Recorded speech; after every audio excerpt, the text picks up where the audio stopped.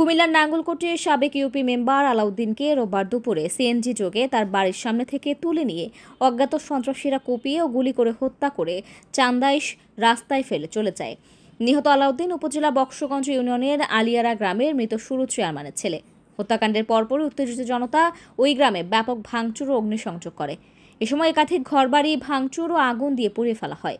ঘটনাস্থলে পৌঁছে পুলিশ ও fire service পরিস্থিতি নিয়ন্ত্রণে আনার চেষ্টা করে। এ ঘটনায় এলাকায় থমথমে পরিস্থিতি বিরাজ করছে। সন্ধ্যা ৬টায় প্রতিবেদন লেখা পর্যন্ত আইনশৃঙ্খলা রক্ষায় অতিরিক্ত পুলিশ মোতায়েন করা হয়েছে। সোমবার বিকেলে সরেজমিনে গিয়ে জানা যায়, গত ২৩ জুন গরুর ঘাস খাওয়াকে কেন্দ্র করে ওই গ্রামের সালে আহমদ মেম্বার, শেখ ফরিদ গং ও আলাউদ্দিন মেম্বার গংদের সাথে সংঘর্ষ ও গুলি বর্ষণের ঘটনা ঘটেছে।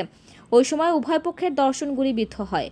এ বিষয়ে সোমবার নাঙ্গলকোট ও ১৪গ্রাম সার্কেল সহকারী পুলিশ সুপার নিশাত তাবাসসুম বলেন, হত্যার ঘটনায় এখনও থানায় কোনো মামলা করা হয়নি।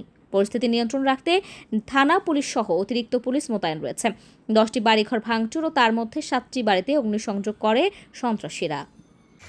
মোটামুটি এখন পর্যন্ত স্বাভাবিক আছে আইনশৃঙ্খলা পরিস্থিতি। আমরা সকাল থেকেই এখানে আছি, আর এখন পর্যন্ত মামলার এজাহার আমরা পাইনি। এজাহার প্রাপ্তি সাপেক্ষে মামলা রুজু করা হবে, এটি প্রক্রিয়াধীন আছে।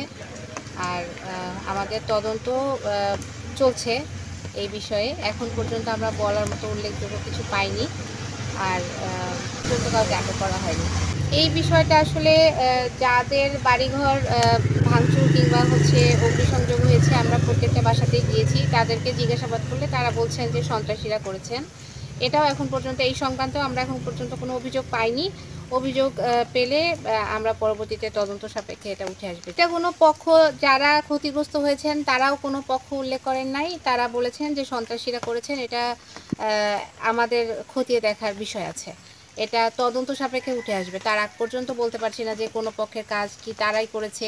এটা আসলে বলার মতো এখনো আমরা কিছু পাই নাই। এইভাবে আমি যেটা দেখেছি যে 10টা বাড়িতে ভাঙচুর হয়েছে, এর মধ্যে 7টা বাড়িতে অগ্নিসংযোগ হয়েছে, আর 2টা বাড়ি মোটামুটি বেশি ক্ষতিগ্রস্ত হয়েছে।